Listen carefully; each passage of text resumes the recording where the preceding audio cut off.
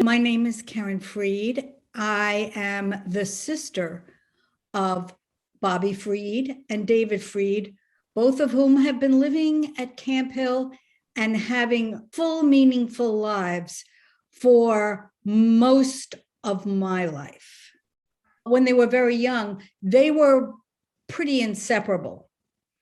It was when they became teenagers that they started to need their space from each other.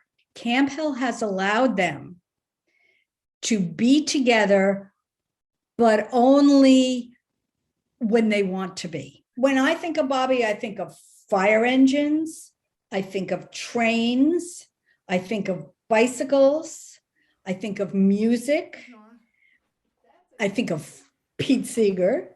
Bobby loves his records. He's liked Pete Seeger since he was a young boy. Part of it is my father.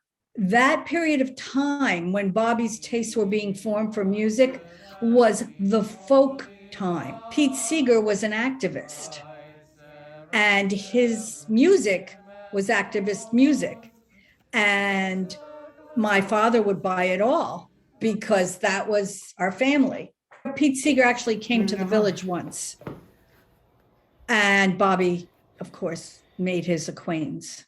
My brothers got a fuller life, I think, than a lot of people at that time would have put forth. My parents loved to camp and hike. Hey, Bubs, what we did in the Catskills?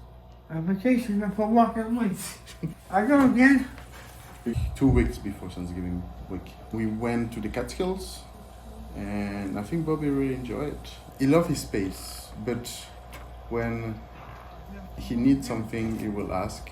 David is just sort of laid back. He'll sit on a chair with his legs crossed with a cup of tea on the table, and he will listen to conversations going on. Every once in a while, he'll go, "Oh, yeah," or something like that. And just be social in a very soft, gentle way. I have a really great relationship with him. I really love him.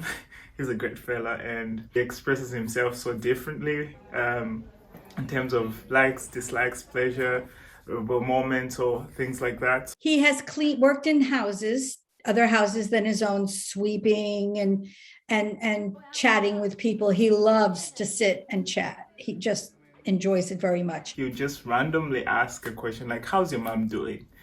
And yeah, it just pops out of nowhere, and it's really sweet. He's a really warm person. I think with David and interactions, like he has places where he feels really free to express himself. Like he would find himself in the coffee shop, and he meets different people from different houses in the coffee shop. So he finds that place to be like a place where he could socialize with so many different people, and he would go out on like long walks around the village to also meet other people and have social interactions with them. I feel he really goes on these walks not so much to stay away from these social interactions, but to meet them in some way as he's on his walks.